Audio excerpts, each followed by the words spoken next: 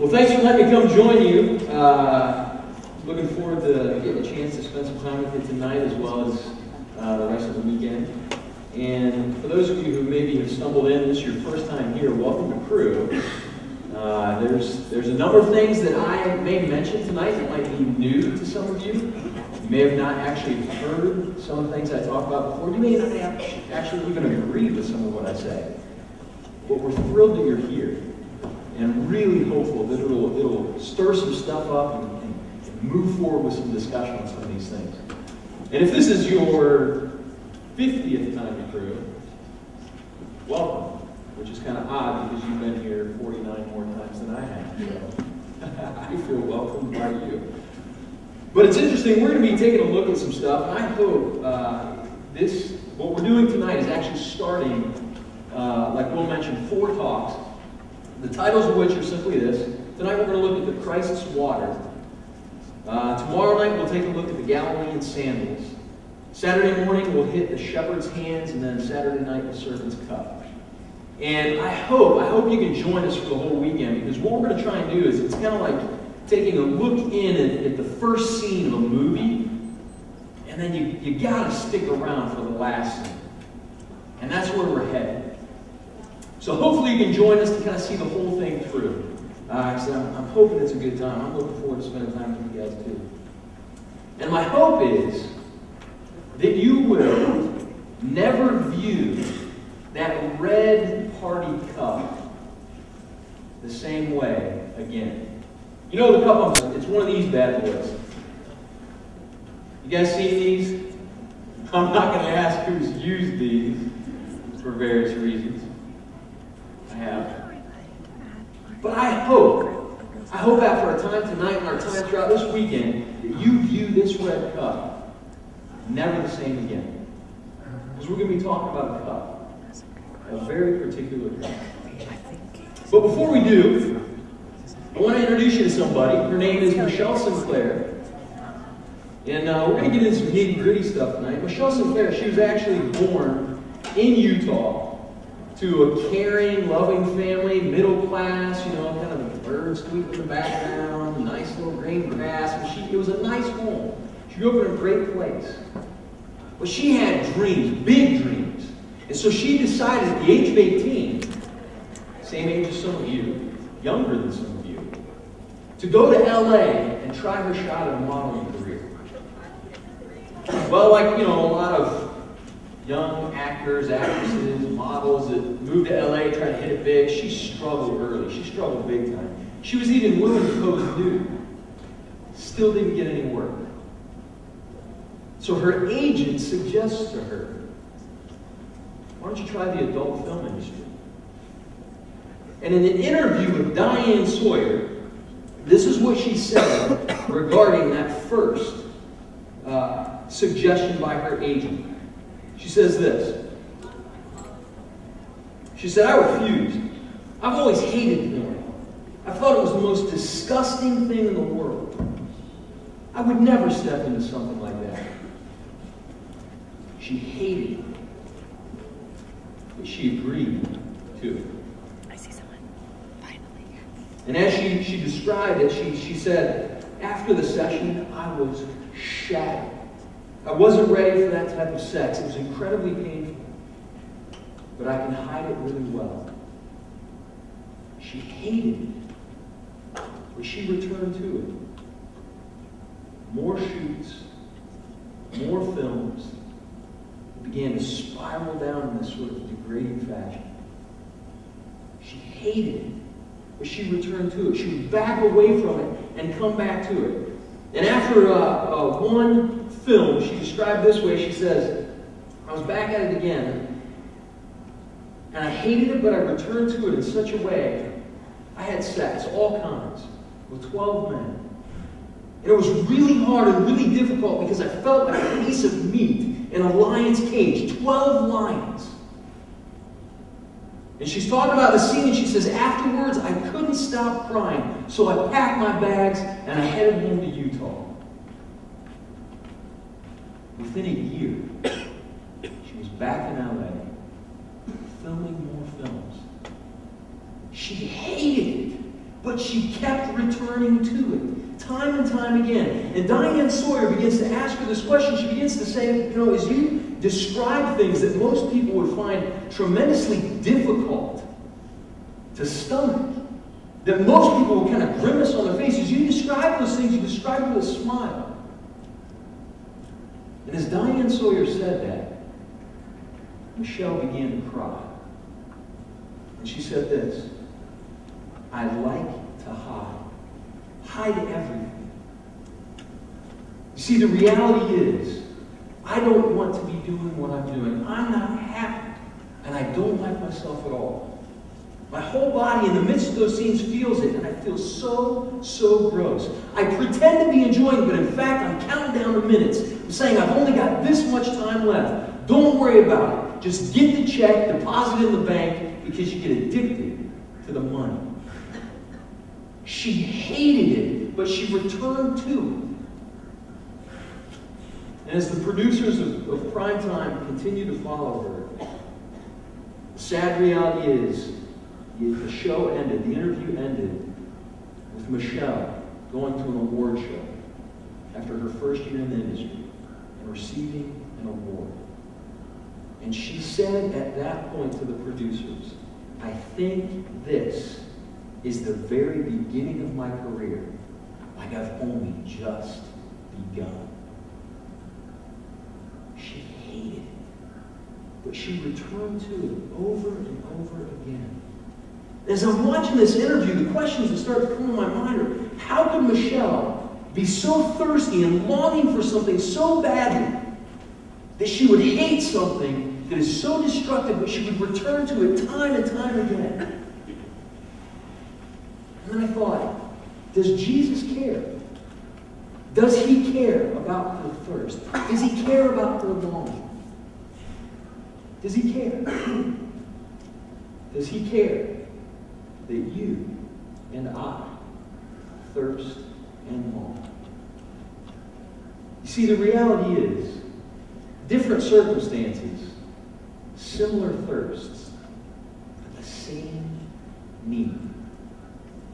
Does Jesus care that we're thirsty? Well, there's a woman with a water jar waiting at a well. So let's go ask her. Join with me, if you would, in John chapter 4. Should pop up on the screen here shortly. And I want you to know, as we open God's Word, I believe that this stuff is His words. And I love it because it's real and it's raw and it's honest. It doesn't pull any punches. It lets us know what's truly going on, what God's truly like. So as we take a look at His words, would you bow with me and just ask Him to teach us? Jesus, we ask that you would pierce our hearts with your word, that we would see you more truly, that we would worship you more honestly. We pray in your name. Amen. John 4. Now when Jesus learned that the Pharisees had heard that Jesus was making and baptizing more disciples than John, although Jesus himself did not baptize, but only his disciples, he left Judea and departed again for Galilee. And he had to pass through Samaria. So he came to a town of Samaria called Sychar, near the field that Jacob had given to his son Joseph. Jacob's well was there, so Jesus, wearied as he was from his journey, was sitting beside the well. It was about the 6th hour. There came a woman of Samaria to draw water. Jesus said to her, give me a drink. For his disciples had gone away into the city to buy food. The Samaritan woman said to him, how is it that you, a Jew, ask for a drink from me, a woman of Samaria? For Jews had no dealings with Samaritans. Jesus answered her, if you knew the gift of God, who it is that is saying to you, give me a drink, you would have asked him, and he would have given you living water. The woman said to him, sir, you have nothing to draw water with, and the well's deep. Where do you get that living water? Are you greater than our father Jacob? He gave us the well and drank from himself, as well as his sons and his livestock. And Jesus said to her, everyone who drinks of this water will be thirsty again, but whoever drinks of the water that I will give him will never be thirsty forever. The water that I will give him will become in him a spring of water welling up to eternal life. The woman said to him, "Sir, give me this water so that I will not be thirsty or have to come here to draw water." We'll pause there for a moment. You see, Jesus ultimately, he's ministering in this area of Judea. And man, his fame was spreading. I mean, word was going out. People were getting excited. They were coming to him like crazy, huge crowds coming to listen to his teaching and to experience his healing and miracles. But at the same time, there was a sort of mob that was beginning to kind of brew up also from the religious leaders, this mob of hatred. And because it was not yet time for Jesus to come forward, he headed north. He took his disciples and they started to head north for this 3-day journey up to Galilee. Now what's interesting, the typical journey from Judea to Galilee would actually require someone to pass through Samaria. But because Jews despise Samaritans so much that often what the Jews would do, instead of actually going through Samaria up north to get to Galilee, they would actually cross over the Jordan River and travel the whole way up the other side of the Jordan River just so they didn't step foot in Samaria. That's how deep some of the undercurrent of hatred lie. And what we see here in verse 4, it says, Jesus had to pass through Samaria. He had to. Circle it. Because the reality is in the entire Gospel of John, every time you see the word "had to," it's a divine initiative. It's this divine meaning where God's got this specific, intentional, personal, purposeful meaning for being in a certain spot at a certain time. Jesus had to pass through Samaria. In other words, Jesus has got some business in Samaria that's got to get done. So he doesn't follow the route of a typical Jew. And instead they head north. And the anticipation begins to kind of grow. And the story begins to focus.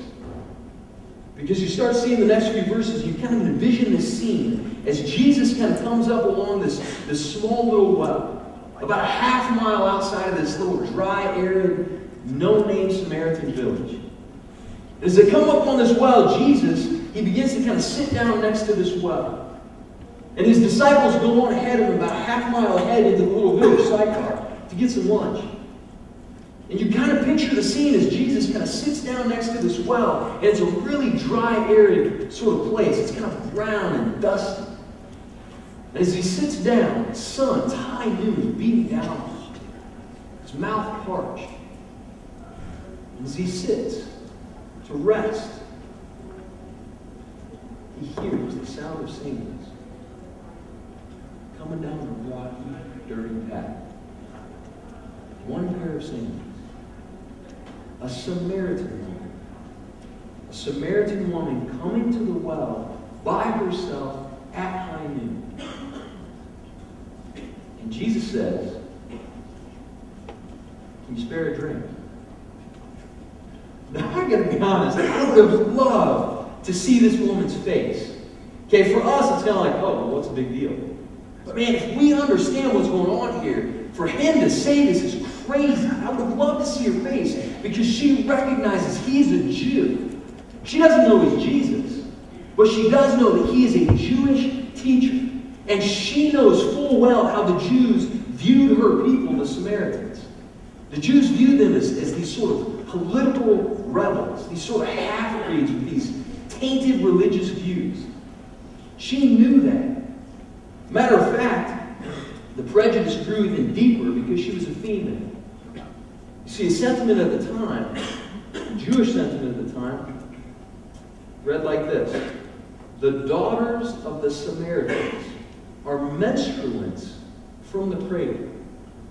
In other words, they view them as perpetually unclean, not to be touched, not to be near them, not to actually experience life around them. Untouchable.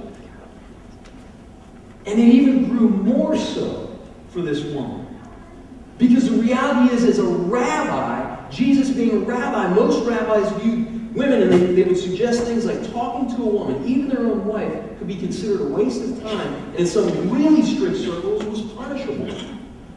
I mean, it's just like loading on layer after layer after layer of the gap between Jesus and this Samaritan woman.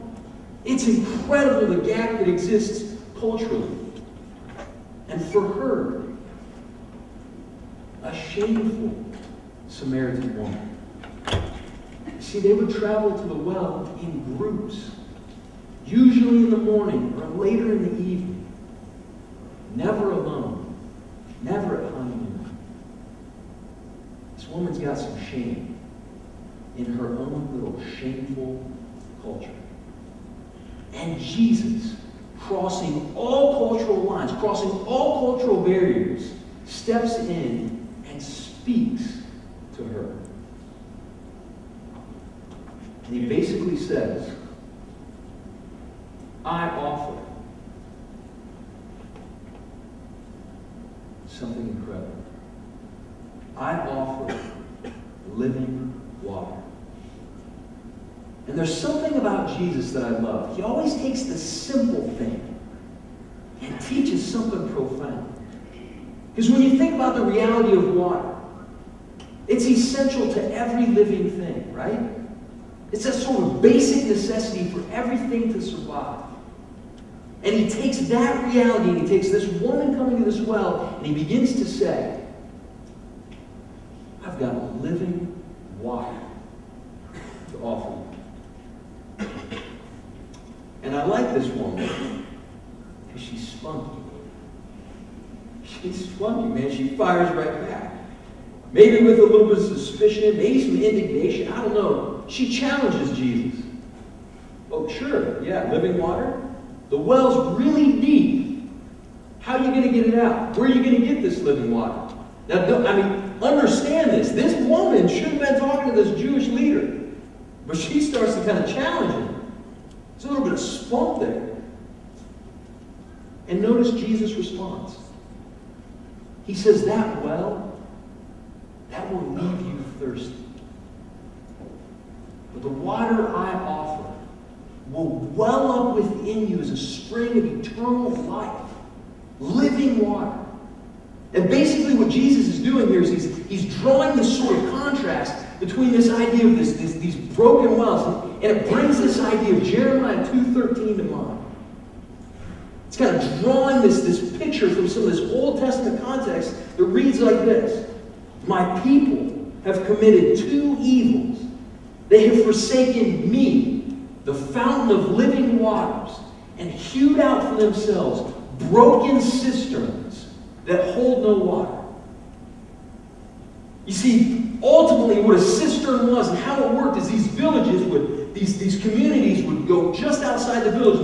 They would carve out these massive holes in the ground. They would often collect a lot of the rainwater. And that rainwater sustained that village. It gave water to the people. It helped water the crops. It helped to water the livestock. That cistern was essential to the community's survival. And what would often happen is when these raiding parties would come in, or these other nations would come in and attack, one of the first things they would do is they would go after the water source. They'd go after the cistern. And they'd either begin to fill it in with dirt, or they'd actually take some of the corpses, some of the dead bodies from the fighting, and they would take those dead bodies and they'd throw them in the cisterns to contaminate the water supply. And what Jesus is doing is he's drawing this contrast. He's basically saying, I am the fountain of living water, and you've given up this for something that holds no water. It holds no water. And the little amount that remains is contaminated. And it will bring disease and kill you. See, guys, the reality is sin works the same way. It contaminates deep down, slowly digging to the depth of our soul. It contaminates life. Essentially, he's saying to the woman, You've rejected the fresh, running supply of God and His faithful goodness for this contaminated life of sin. Sin that slowly poisons. And I wish we had time to take a look from Psalm 1 all the way through to Romans to Isaiah, to all these places. You see this movement throughout the Scriptures where it says that sin basically grabs a hold and it creates a sort of downward spiral that leads us down and down and down. And Jesus is saying that's how these contaminated cisterns work that we run to find life. When in fact, they end up killing us. And our young lady here, standing at that water well, she doesn't quite get it. She's still thinking kind of on the natural plane, and maybe with a little bit of skepticism, maybe with a little bit of hope. I don't know. She basically says, okay, well, give me this water so I don't have to come back here and keep drawing water from the well. She's still not quite getting it. She doesn't recognize the true dimension of her need. So Jesus exposes her need in detail. Catch this in verse 16. So we're standing at that well. Jesus said to her, go call your husband and come here. The woman answered him, I have no husband. Jesus said to her, you're right in saying I have no husband. For you have had 5 husbands, and the one you now have is not your husband. What you have said is true. Oh, man. I mean, imagine this.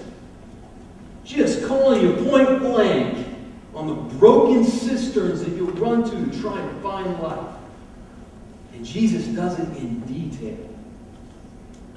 He exposes her sin. Have you ever been there? Broken cisterns, those things that you run to try and find life and meaning and value and purpose. Have you ever been there when those things just get exposed? I have. My freshman year of college, I was playing on the men's basketball team, and I was having some problems with my stomach. And our team doctor said, well, you know, I need you to go in and we'll have some tests run and things like that. I said, all right, well, you're the doctor. And so I go into this doctor's office, and they stick this thing way down my throat called endoscopy. I didn't know what they were doing. And they end up taking a biopsy of the skin in my stomach. Well, the next day, I'm in my dorm room. The phone rings. I pick it up. It's a doctor. He says, Ryan, I want to let you know some of the tests came back. And we haven't told your coaches. We haven't told the trainers. We haven't told any of your teammates. It's just between you and me. You have the beginning signs of HIV. I was shocked. I thought, I was speechless. I was like, Doc, there's no way. And he said, well, I'm just telling you what these tests show. You're going to need to come back in and we're going to have to do a full-blown AIDS test. So I hang up the phone. I'm thinking, what do I do? So I literally call my mother, and every single girl and every single sexual experience I had ever had in my life, I recount to my mother on the phone. Every single one. In that moment, the broken cisterns to which I ran to find intimacy and meaning were so clearly exposed. My need was clear. I don't actually have HIV, that's a whole other story to it. But the reality is, for many of us, we run to what we think will bring life. We run to what we think will quench our thirst. And for some, it's a certain peer group that we think is going to bring sort of this significance and this sort of sense of worth and value. For others, it's a sexual relationship that we think is going to bring meaning and intimacy. For others, it's more academic, that we think is going to bring some sort of respect and worth. And oftentimes, it sounds like the phrase, if only. If only I could lose 10 pounds. Or if only I were respected by this group. If only I had this going for me. And the reality is, whatever it is, if it's not the Christ's water, it will contaminate and destroy us. Like the woman at the well, like Michelle Sinclair, it will destroy us. We hate it, but we return back to it. We hate it, but we return to it thirsty more than ever. You know what I'm talking about? Because sometimes I find it still true in my own life. The beauty is, with Jesus, there is always hope. You see, the reality is, until our hearts recognize the dried up, broken cisterns, we seek to quench our thirst, we won't drink deeply from the Christ water. He exposes us to heal us. Check it out what he's doing here in verse 19 to 20. The woman says, I perceive what's going on here. She gets this. She recognizes that after Jesus has exposed her in detail, she recognizes something here. And she brings up the topic of worship. And she asks about worship. And Jesus responds in verse 21 and basically says, believe me, the hour is coming when neither on this mountain nor in Jerusalem will you worship the Father. Because he says then in verse 23, true worshipers will worship the Father in spirit and in truth. You see, Jesus, he kind of lays it out for her. He kind of lays it out and lets her know that it's not on a mountain, which is part of the Samaritan belief. It's not in Jerusalem. It's through a relationship with him. Where God the Father, the eternal, infinite Father, planned and initiated salvation. And the Son came to the earth in the form of flesh to accomplish it. And then the Spirit took that truth and pressed it deep into the soul of his sheep. The whole triune Godhead involved in this process of salvation for this small, little, shameful, no-name Samaritan woman. Making her the object of his fierce love. You see, because Jesus knows something she doesn't know. Jesus knows that her need is much deeper. It's much more earthy. It's much more down deep into the depth of her soul than these sort of surface level needs. He knows that if she drinks water, she'll be satisfied. For a time. He knows that if she has a husband, she'll be satisfied. But only for a time. You see, because she'll get thirsty again. Her husband would perish. But the relationship with Christ not only affects everything now, but it affects it for all of eternity. He knows the deepest need. His reconciled relationship with him. God himself forgiving sin. Forgiving the broken cisterns that we run to. And to forgive it, he needed to absorb the wrong. See, because the reality is if Will pops Pittman in the face, and I come up to Will and say, hey, Will, I forgive you. Pittman's going, dude, I'm the guy bleeding. I don't have the right to forgive Will. The wrong was not done to me. You see, whoever extends forgiveness, the wrong has to be done to them, and they have to absorb that wrong to actually truly extend forgiveness. And all sin, because God is the creator of the world and each individual, all sin is against him. He's the only one who can extend forgiveness. And in order to do it, he's got to absorb the wrong. He's got to drink of another cup so that we could drink of this cup.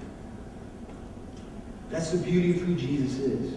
He's essentially clarifying to this woman what's in the cup.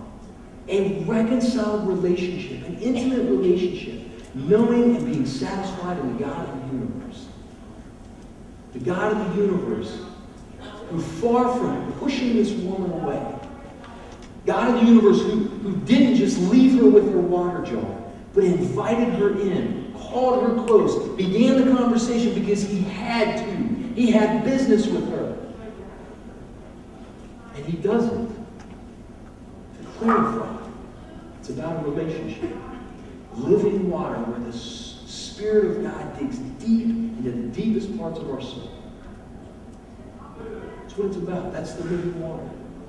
It's a water of redemption that pulls us out of the mire of our contaminated cisterns. It's a water of forgiveness that sets us free. It's a water that frees us from performing to earn God's grace. It's a water of freedom. We no longer have to pretend that we're not that bad, that our cisterns aren't that broken, and our thirst isn't all that great.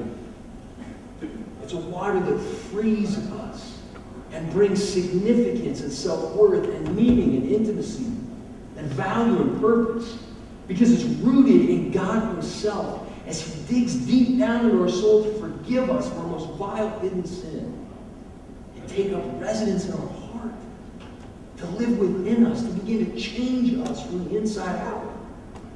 Living water.